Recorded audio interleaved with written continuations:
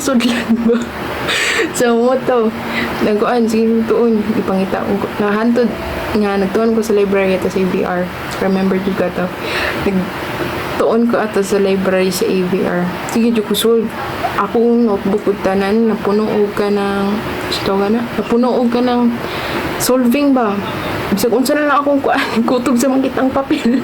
Ako yung solban sa mga nakabaloan sa mga classmate ako sa una, NSTP. Sige kog daladalag libro sa sa tawag na differential calculus katong pula kanang bisan nagmarcha na NSTP nag-unsa na dira ako nagsigir gyapon kog solve sige dungo sa kuan kung ting lunch break sige ang halos akong kinabuhi ato nga time is naikaikot sa kuan ba sa sige tuon bitaw nakalimot ko kanang priority sa ako ang well-being sa ako ang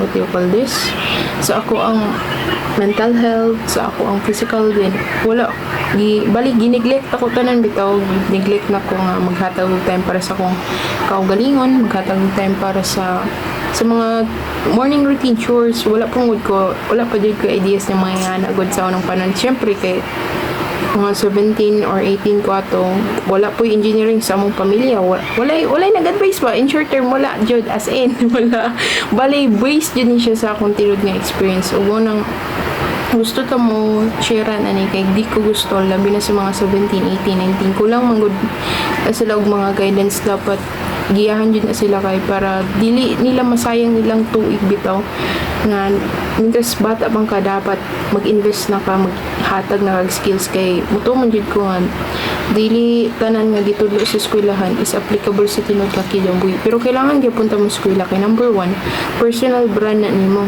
mo na usa sa bahandi nga dili kay makawat sa uban then di po gusto pod nga magpuyo sa what if bitaw what if nagpadayon na lang og eskwela what if ana ba di ko gusto giana good so walang bisag kuan I'll take the risk and life is never a race kung nagdali ka imbuha na nga part pero para sa ako while I'm still studying I'm still working on something big and di lang ako isulti kay mas better ng results mo yung masulti kaysa ikaw mo yung magkuhan gusto magunaw na in God's guidance naniniwala jud ko nga tanan nga nahitaw sa akong kinabuhi na i-purpose God pasalamat kay ko ni God jud as in so far jud kay kung dili ka na magiantanan dili ko maging wiser kay ang tinod nga best teacher sa kalibutan is ang failure because dili na mo failure nga makahatag ni mo learnings ba nga dili kay